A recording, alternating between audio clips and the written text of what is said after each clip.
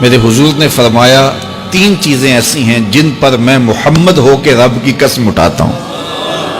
ان میں سے پہلی بات یہ ہے کہ میں قسم کرتا ہوں کہ صدقے سے مال کم نہیں ہوتا. اور دوسری بات، اگر کسی نے کسی پہ زیادتی کی اور اس نے کہا جا میں نے معاف کر دیا، تو حضور فرماتے ہیں میں قسم دیتا ہوں اس کی عزت کم نہیں ہوگی.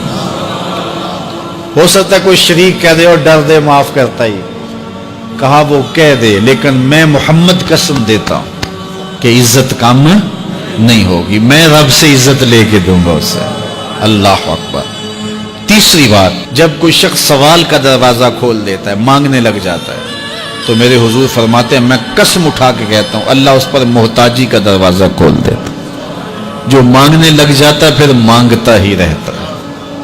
ہم نے دیکھا کچھ لوگ بچپن سے مانگتے ہیں، بڑھاپے تک مانگتے رہتے ہیں، ان کی کبھی ضرورت پوری نہیں ہوئی. یہ قرض مانگنے کی عادت جس کو پڑ جائے تو وہ بھی ساری زندگی قرض ہی مانگتا رہتا ہے، ہر وقت مقروض.